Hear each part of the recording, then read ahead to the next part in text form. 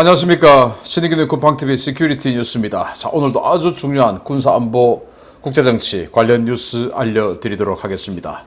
자, 우크라이나가 미국으로부터 300km 사거리의 에이테킴스 미사일 공여받고 나니까 이제는 뭐 멀리 있는데도 마구마구 때립니다. 그래서 이 크림반도에 있는 사키 공군기지 박살내버렸죠.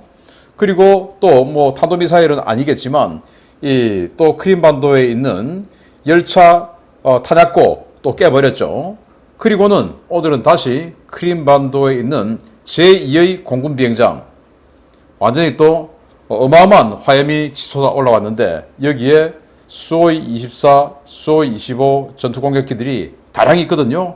연대급으로 있는데 이거 완전히 그냥 박살 났을 것으로 보이는데 이 상황 알려드리도록 하겠고요. 중국이 베이다이허 회의가 끝났습니다. 시진핑 권력이 어떻게 될 건가 거의 윤곽이 나왔는데 어떤 내용인지 한번 보겠고요.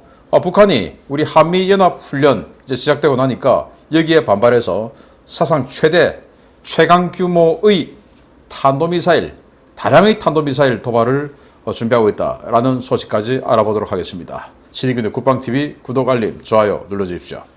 북한이 하반기 한미연합군사훈련 을지 프리덤 쉴드를 겨냥해 여러 종류의 탄도미사일과 극초음속 미사일 발사라는 연쇄 도발에 나설 것으로 보입니다.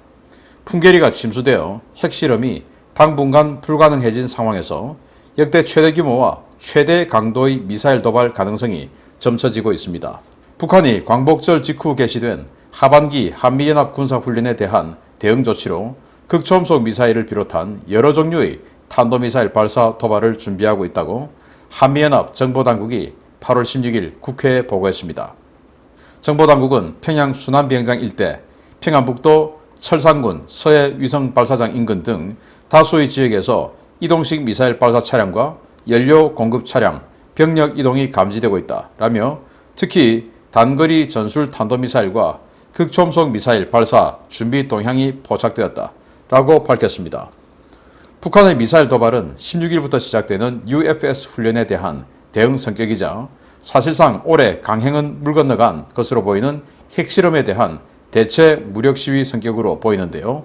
한미 양국은 8월 16일부터 나흘간 위기관리 연습, 22일부터 26일까지 북한군에 대한 격퇴 그리고 방어, 8월 29일부터 9월 1일까지는 반격 시나리오를 적용해 북한에 대한 연합 타격 훈련을 실시할 예정입니다.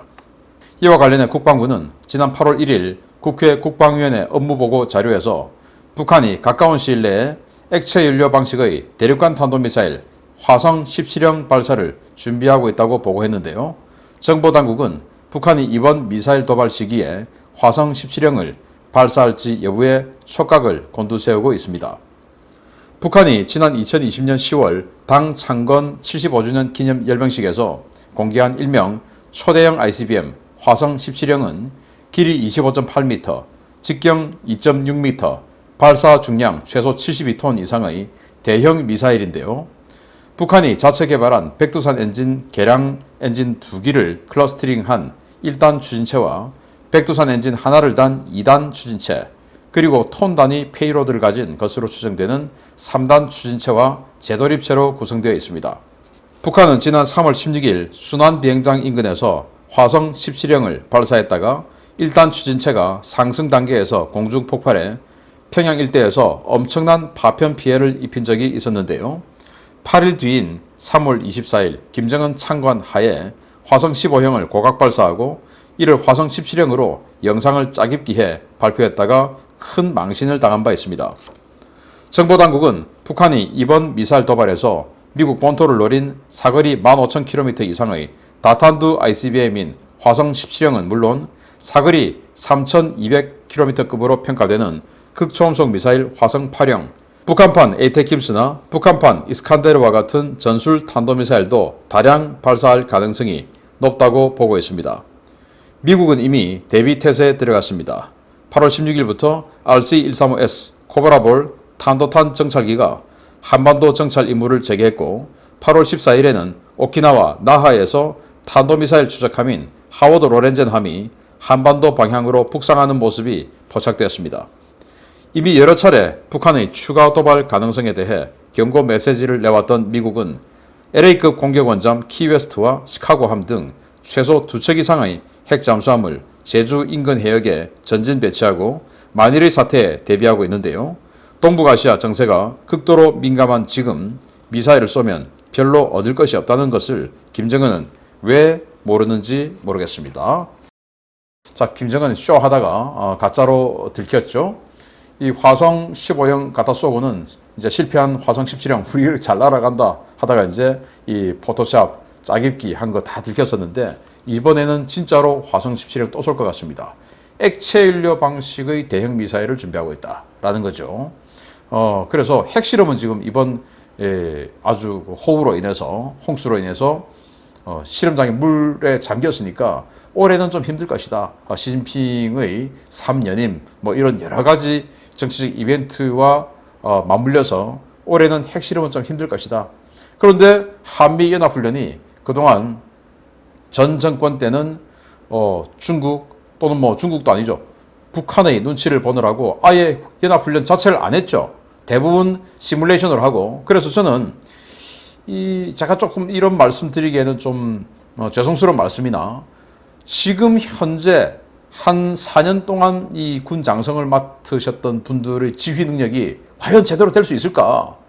라고 생각을 해요. 왜냐? 시뮬레이션으로 컴퓨터에 그냥 값을 갖다 탁탁탁탁 입력하고 그렇게 해서 그냥 컴퓨터가 알아서 돌리는 이런 시뮬레이션으로만 훈련을 해왔고 하다 보니까 실제 지휘 능력이 과연 그들에게 있을까라고 생각을 된다면 정말 지난 정권이 우리 군을 얼마나 망가뜨려 놓았을까라고 생각하면 참 안타깝기 그지없습니다. 지금이라도 이제는 이번 한미연합훈련에서 이 실기동 훈련 당연히 하죠. 그러면서 그 북한에 대한 반격 작전도 했어요. 합니다. 원래 우리가 전쟁을 북한이 우리를 공격하면 막아내고 그리고는 역습 이제 반격에 들어가죠. 막아내기만 하면 뭐 겁날 거 없죠. 때렸어. 막아. 알았어. 그만. 알았어. 다음에 또 때릴게. 이러면 되는데 때렸어. 그러면 맞고 다시 반격탄이 날아오면 때리는 측에서 얼마나 겁나겠습니까? 맞을 것 같으니까. 그래서 못 때리는 그게 바로 억제력인데 그래서 이번에는 반격작전에 들어가요.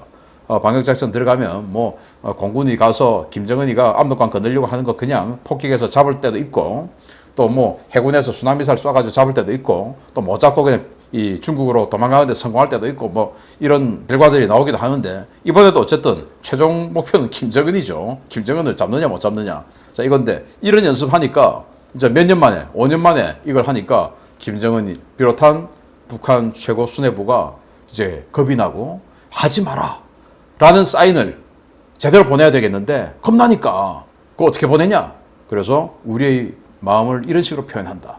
미사일 니들도 그럼 죽어 라고 해서 이 국내에 있는 친북 1,000만 명 있죠. 그리고 그 친북에 뭣도 모르고 동조하는 사람 또 1,000만 명 있죠. 그들에게 봉기해라. 그리고 여기 갔다가 저기 갔다가 한 사람 또 1,000만 명 있죠. 그들에게 야 저기 윤석열 떠나서 친북으로 와 라고 하는 사인을 보내주는 겁니다. 정말 기가 찬 노릇이죠. 그래서 이번 이 한미연합훈련 이미 미국은 준비를 하고 있어요. 하워드 로렌젠 지금 오키나와에서 출항해서 지금 북상하고 있습니다. 이게 보시다시피 이게 뭐 X밴드 레이더 같은 거 어마어마하게 지금 붙어 있죠. 이게 바로 탄도탄 추적 레이더를 장착한 하워드 로렌젠 함이고 그리고 탄도탄을 전문적으로 추적하는 정찰기죠. RC-135S 코브라볼이 8월 14일부로 미국에서 새 코브라볼이 와서 지금 기존에 있던 거하고 교대를 했어요. 그리고 그 교대한 RC-135 코브라볼이 오키나와 가데나 기지를 출발해서 한반도 쪽으로 올라오고 있는 이 모습이에요. 이렇게 지금 미국은 준비하고 있습니다. 로널드 레이건 항공모함과 트리폴리 F-35경 항공모함은 지금 현재 대만 쪽에 있어요. 아마 한미연합 훈련하면 북상하겠죠.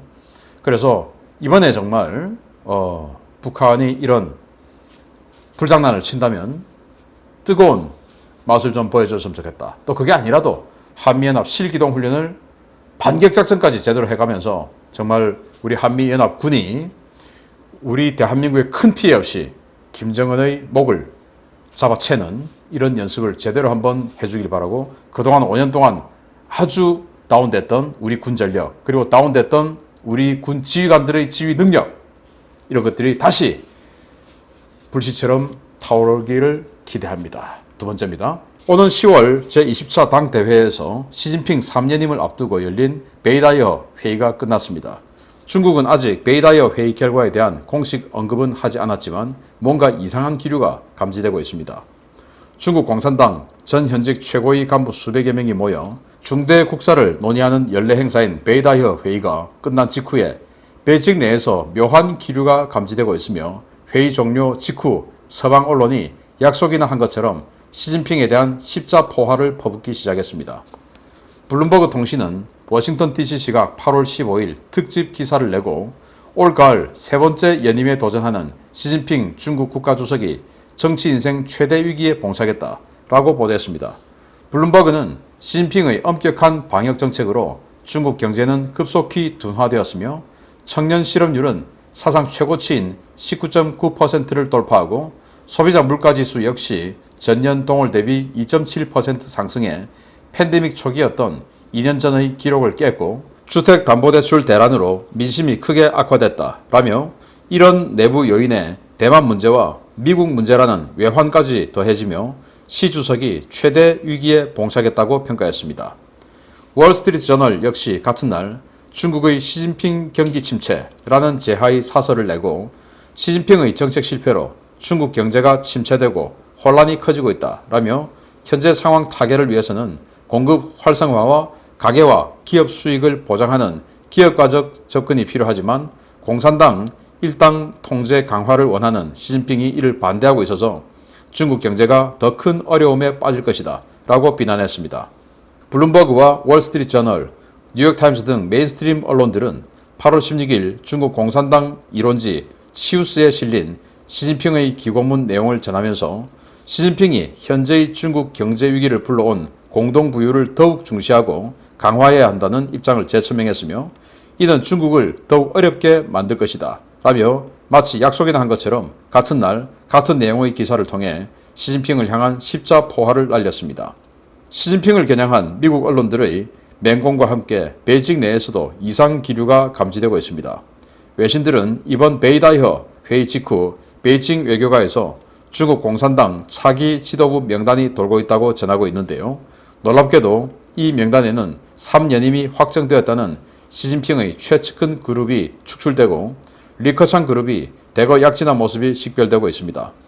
7명의 정치국 상무위원 가운데 시진핑 다음으로 서열 2위인 리커창 국무원 총리, 서열 3위인 왕양 정협주석은 연임될 것으로 전해졌고 시진핑 측근 그룹으로 평가되는 4명의 인물은 모두 교체되는 것으로 전해졌습니다.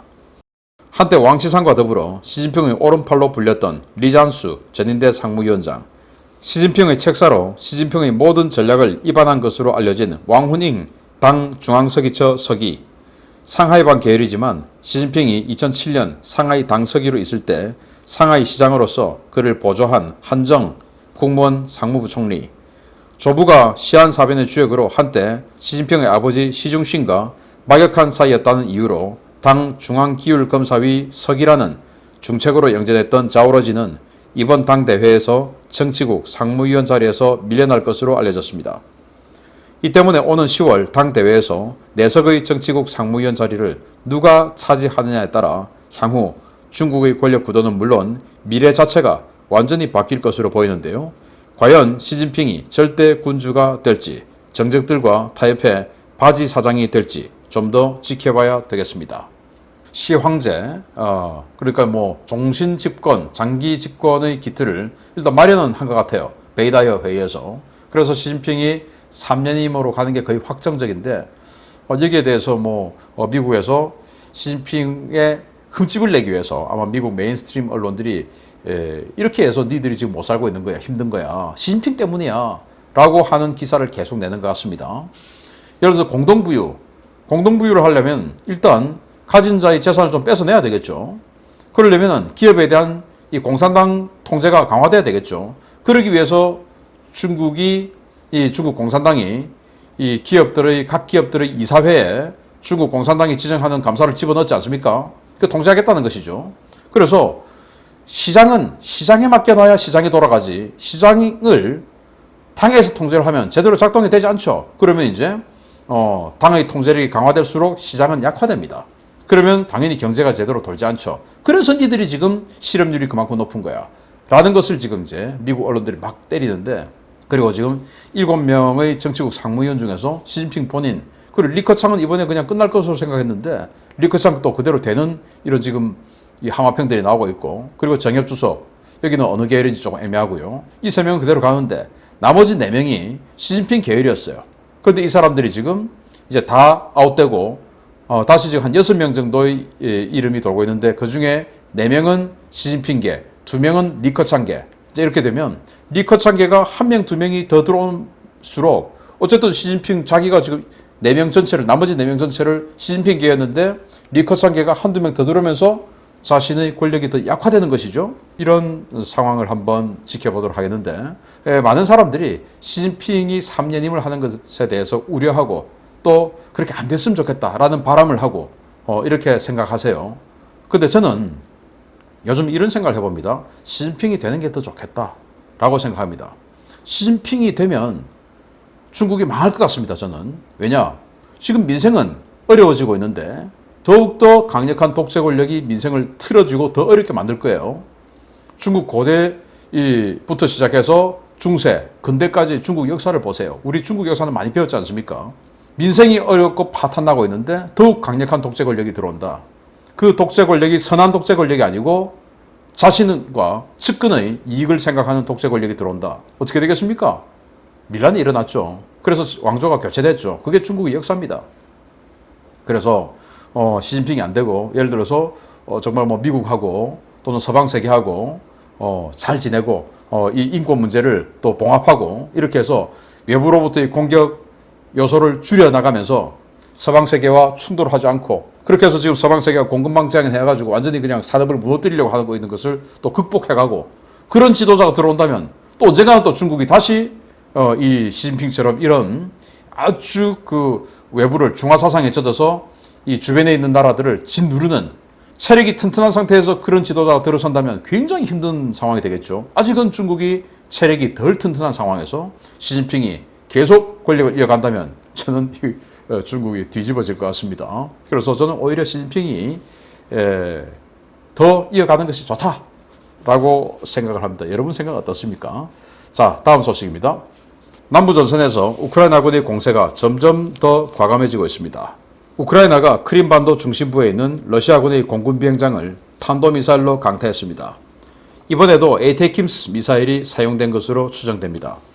러시아가 점령하고 있는 크림반도 중심부의 심페로폴시 외곽의 그바르데이스코의 비행장에서 현지 시각 8월 16일 탄도미사일 공격으로 추정되는 연쇄 폭발이 관측되었다고 복수의 워싱턴 소식통들이 긴급 타전했습니다. 소식통들은 이른 아침부터 비행장 주변에서 여러 차례 큰 폭발음과 섬광이 관측되었고 기지에서 검은 연기가 피어오르고 있다라며 비행장이 미사일 공격을 받은 것 같다라고 전했습니다. 러시아 경제지 코메르사트 역시 현재 시각 8월 16일 속보를 통해 그바르데이스코의 비행장에서 폭발과 섬광, 연기가 관측되었다고 전했는데요. 우크라이나와 러시아 양측은 아직까지 이번 상황에 대한 그 어떠한 브리핑도 내놓지 않고 있습니다.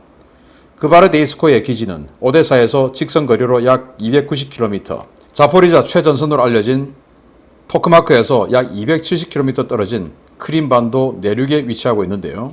이 때문에 워싱턴 소식통들은 이번 공격 역시 지난 8월 9일 사키 비행장 공격 때와 마찬가지로 에이테킵스가 동원됐을 것으로 추정하고 있습니다. 그바르데이스코의 비행장은 심페로폴시에서 북서쪽으로 14km 떨어져 있는 군용 비행장인데요.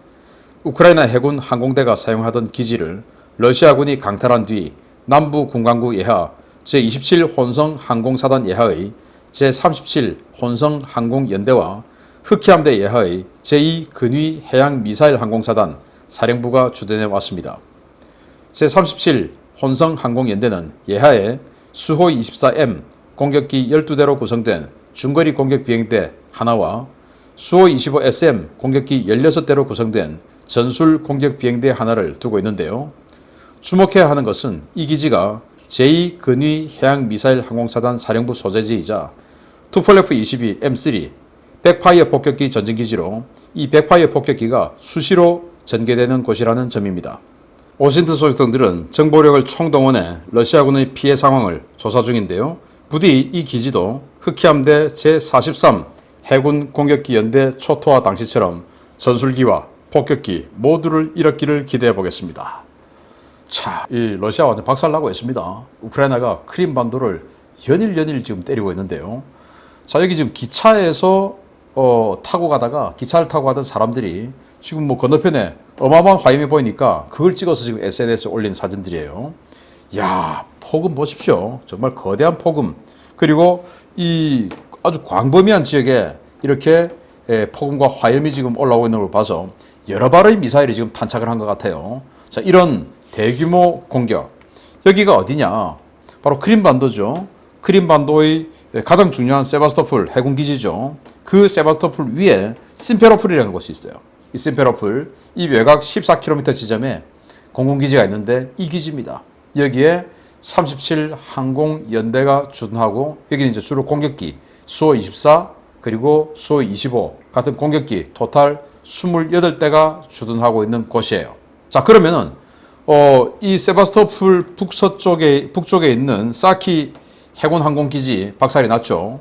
그리고 또 잔코이 여기에 기차역에 타냐코 박살냈죠. 그리고 뭐 그 이전에 러시아가 해군의 날 기념식 하는 그날 아침에 이 세바스토폴 해군 사령부 박살내버렸죠. 그리고는 이제 또 하나 남아있는 공군기지 완전히 지금 박살냈습니다. 그리고는 여기 동쪽에 지금 임시 비행장 하나 있는데 요거까지 박살내면 이 크림반도는 그냥 이제 항공력 상실인 겁니다. 야, 이런 그 공격을 했는데 자, 여기 보시면 평소에는 이렇게 지금 주둔하고 있어요. 그런데 아마도 내일이나 모레쯤 되면 제가 야, 이렇게 박살났네요 하는 사진을 보여드릴 수 있을 것 같은데 여기 보시면 날개가 좀 접혀 있는 이런 비행기들이 있습니다. 이게 수호이 24 그리고 날개가 펼쳐져 있는 비행기들이 보이죠. 이게 수호이 25 다 공격기들이에요. 수호 24 같은 경우는 대함 타격까지 할 수 있고 수호 25는 전문적으로 이제 대지상 공격. 물론 수호 24도 지상 공격합니다. 그래서 이 비행기들이 이런 식으로 주기되어 있다가 얼마나 많이 파괴가 됐는지는 알 수 없으나 그냥 괴멸적인 파괴가 됐기를 바라고 이 비행장의 이런 타격으로 인해서 이 남부 지역의 어차피 지금 제공권도 우크라이나가 다 가져갔지만 이제는 더 이상 지원해줄 여력마저 마지막 여력마저 상실하는 엄청난 공격을 받은 것이다 라는 것이고요. 일단 공격받았다 라는 것까지만 제가 지금 소스를 접했으니까 이거 다음 아마도 내일 아침에 알려드릴 시큐리티 뉴스나 또는 뭐 그 다음날 오후 내일 오후 같은 이런 소식에서는 얼마나 많은 비행기가 박살이 났다 이런 걸 알려드릴 수 있을 것 같습니다. 기대해 주십시오. 정말 우크라이나가 이렇게 탄도미사일을 가지고 러시아 후방에 있는 이런 기지들을 이런 식으로 완전히 그냥 쪽집게처럼 타격해 나갈지 여기에 대해서 러시아는 아무것도 못하고 그냥 당하고만 있을지 누가 알았겠습니까? 정말 기가 찹니다. 계속 알려드리겠습니다. 마치겠습니다. 감사합니다.